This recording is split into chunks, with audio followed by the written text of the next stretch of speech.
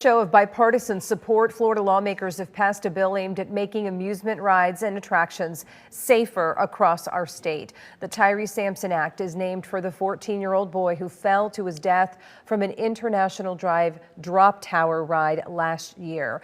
WESH 2 News investigative reporter Greg Fox live outside the former site of the free fall ride at Icon Park. And Greg, this bill will become law if the governor signs it.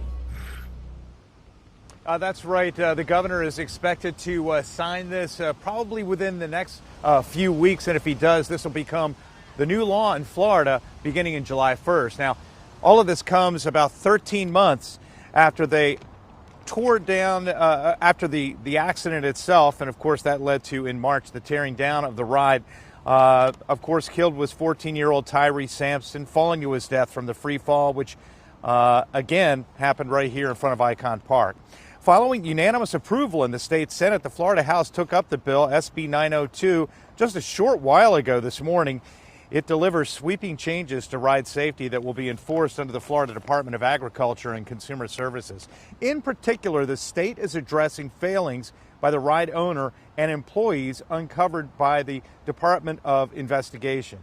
For example, Tyree was too large to fit properly in the seat, and the shoulder harness and safety system were manipulated to accommodate his size, resulting in the teen falling from the seat as it descended. I talked with the two local sponsors of the companion bills about what this means for your safety on rides. And it will give confidence to our visitors, to our residents, that that there's oversight and there is accountability with regard to the operation of amusement rides in the state of Florida. While we are thankful that we're passing this legislation, it's a very sad day that it had to be as a result of this untimely and preventable accident. Under the Tyree Sampson Act, 14 new inspectors will be hired at a cost of $1.4 million annually to increase the frequency of inspections. Ride operators will also pay the fees for unannounced inspections and any required safety tests. There are also new employee training requirements. Additionally, rides will have mandatory signage addressing height, weight, health, and age restrictions.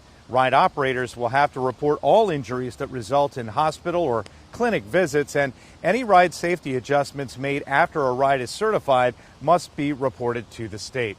A lawsuit was filed by the family of Tyree Sampson. That lawsuit, at least against the owner of the free fall ride, Orlando Eagle Drop Slingshot, has been settled, and the company paid a $250,000 fine to the state. Live in Orlando, Greg Fox, WESH 2 News. And we just got a statement from Tyree Sampson's mother. She says in part, quote, "I do not want any mother to go through what I have endured over the past year. I want to thank the Florida legislature, Senator Thompson and Representative Bracey for passing the Tyree Sampson bill. I urge Florida's governor to sign this bill, which will make all amusement rides safer for children."